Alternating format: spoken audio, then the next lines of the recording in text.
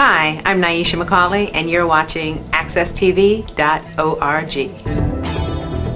Candid Conversations with Darrell Fitzgerald is a show where you will learn something new.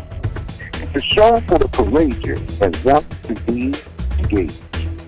A show where we discuss any issue that affects the lives of people. And a show where we take inventory of our lives decisions. Welcome to Candid Conversations with Darrell Fitzgerald.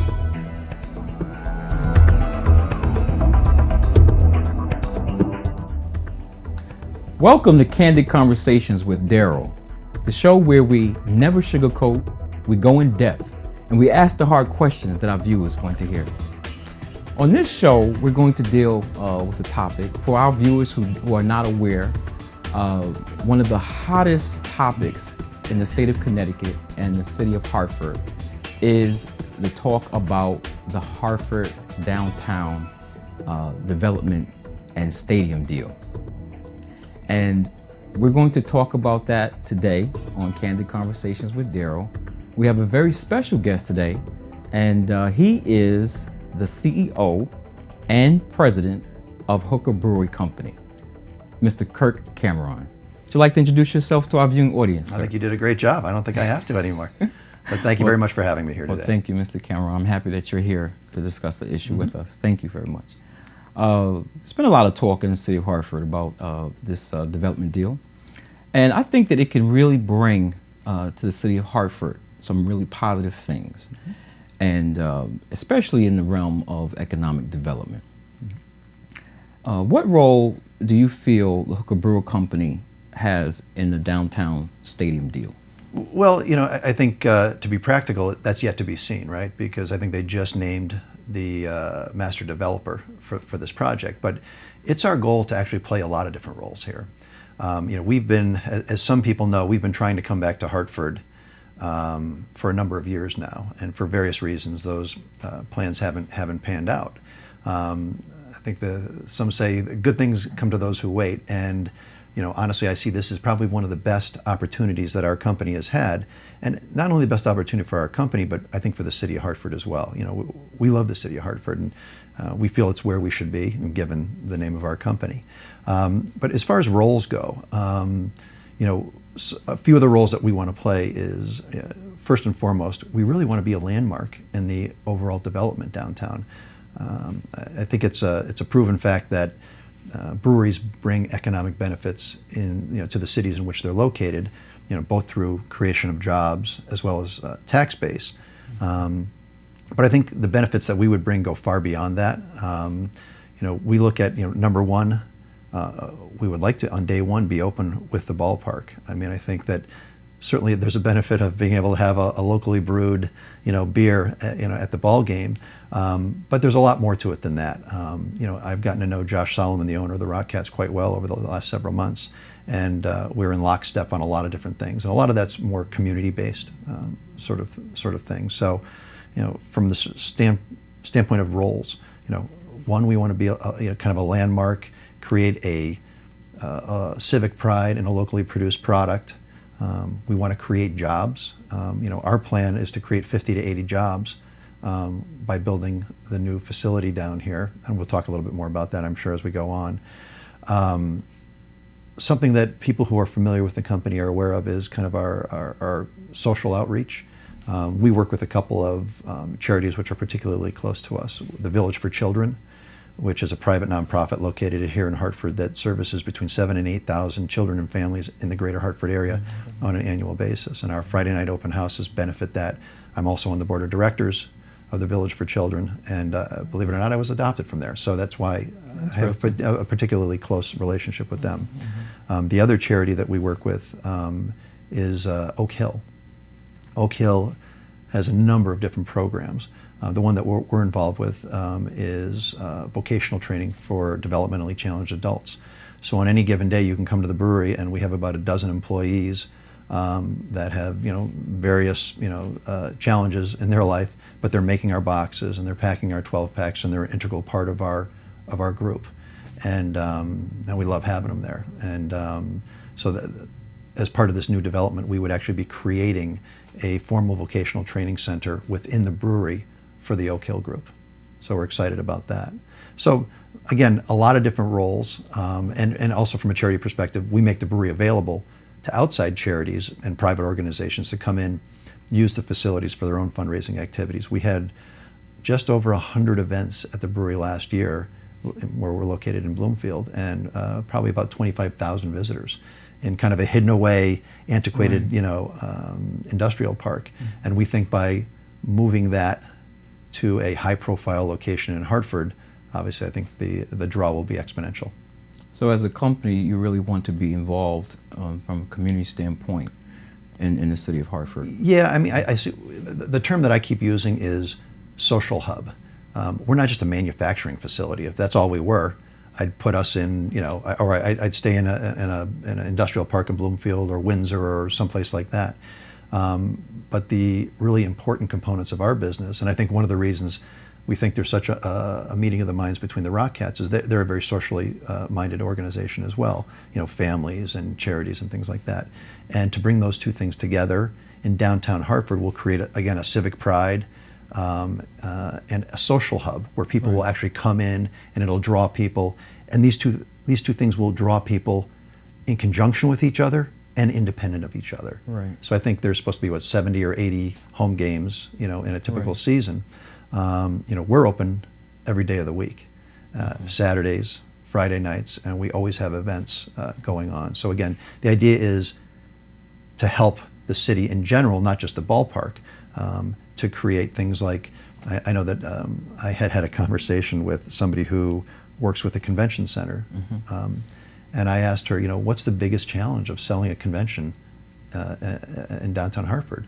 And it's not the facility, because it's a beautiful facility. It is what's the other things to do in downtown, right?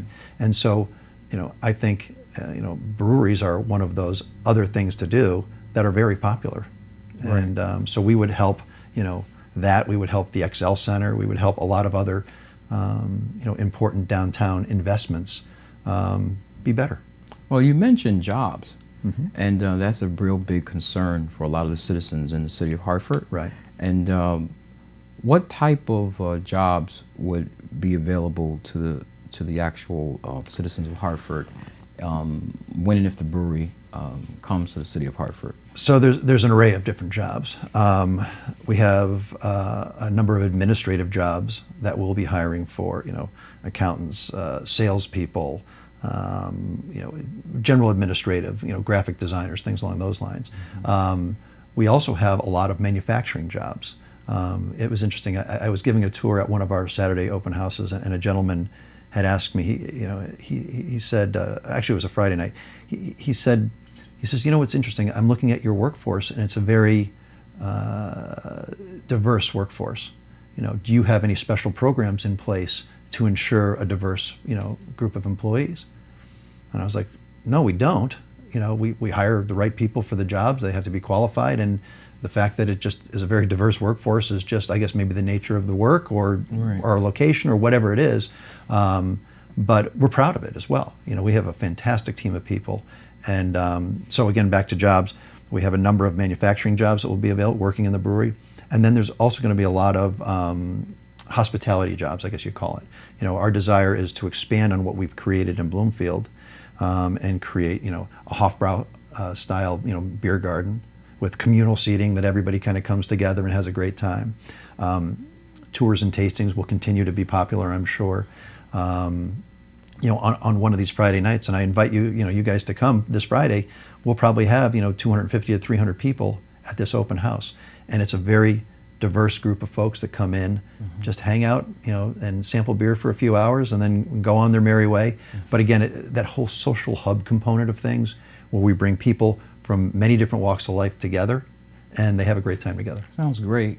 A lot of people in the city of Hartford, a lot of the citizens were concerned about the number of jobs that would be created from the stadium deal. And also they were concerned about whether these jobs would be long-standing jobs. Well, do you project if, like, the deal was to go when it goes through how many jobs would come to the city of Hartford from Thomas Hooker Brewing Company? Yeah, I mean, in our kind of estimates, it would be 50 to 80, and a lot of that will depend on what piece of dirt we end up getting and how exactly we expand.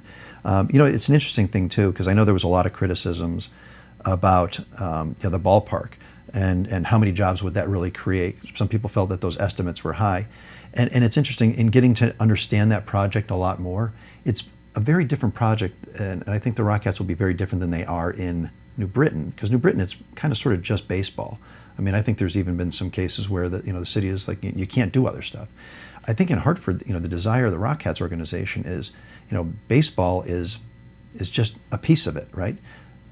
Their desire is to do year-round events, in the wintertime to put a skating rink in the middle of the field, to make the stadium available for lots of different events, fireworks, things along these lines. So it becomes much more an integral part of the neighborhood and the society in general.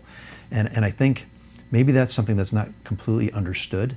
And because of that, the number of jobs that would be created, I think, is larger than maybe what's currently in New Britain. The other thing too, there was a study that was done by a sports marketing organization. I think it's a public study, but you can take a look at other ball teams that have built stadiums in cities similar to Hartford. And I think the Hartford Current, Steve Good, I think, did a story on this, and I think he profiled Fort Wayne, Indiana, and Birmingham, Alabama, both cities with similar sort of makeups as Hartford. And these stadiums have created incredible economic benefits. And they went through the same problem of people coming out and fighting against it and this and that. They ended up passing, and now everybody loves the fact that those stadiums are there. So what do they say? You can read the future of mankind in his past. And I think that if we take a look at other cities that have done a good job, try to emulate that, and maybe even bring some additional stuff, like a brewery, I think it can be a real win for Hartford. And I hope that we get a chance to prove it. All right.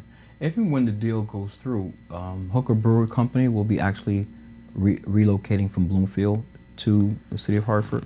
That would be the plan. We would run both facilities, simultaneously until the cutover. and the city of Bloomfield has been an absolute wonderful home for us. We love the city. We love the people that run that city. But our ultimate goal would be to replace ourselves with another craft brewery in our facility, almost a ready-made facility for somebody else who's kind of up and coming. And we've already got a number of people that have showed a lot of interest in that. So, but yeah, the plan would be to completely move both our manufacturing and hospitality, businesses right next to the ballpark. All right. On a lighter note, would you say that beer drinking, casual beer drinking at a stadium, is an American tradition? I think for baseball, I think you look at beer as kind of like a social drink. You don't have to go Germany, Belgium. An amazing fact, I had taken my staff on a tour of the Brooklyn Brewery in New York. Do you know what Brooklyn's second largest market is behind New York? Is it beer?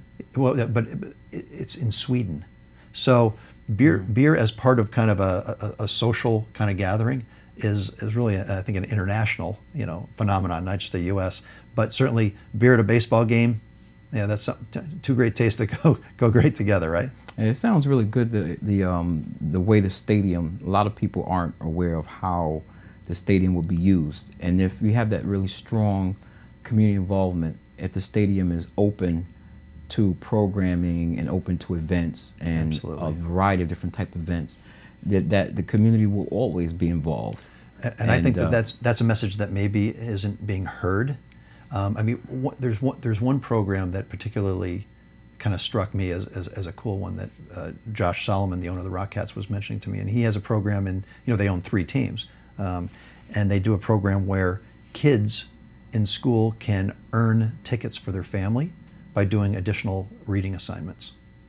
And these are the kind of programs that maybe people aren't as familiar with, but I think really speaks to kind of the social component of the ballpark. I've heard Josh say that, if people come to the Rockettes games just to watch baseball, I've failed. He says there's so much more that we're offering to people, and he just wants people to be aware of that. So I'm hoping that we get a chance, like I said, to show that. Well, Mr. Cameron, it was a real pleasure to have you on the show, Candid Conversations with Darrell. You surely did bring a perspective to the topic that hasn't really been represented. Oh, thank you. And it looks as if the project could be really, really good for the city of Hartford and for its economic development and for the community. Yeah, I think that there's a lot of different angles, and I don't see, personally, I don't see a lot of downside to it. I think if the city and state work together with the community, I think it could be a win for everybody. I'd love to see it be a win-win situation for everyone. I want to thank you for coming on the show, Candid Conversations with Darrell. My pleasure. Have a very good evening.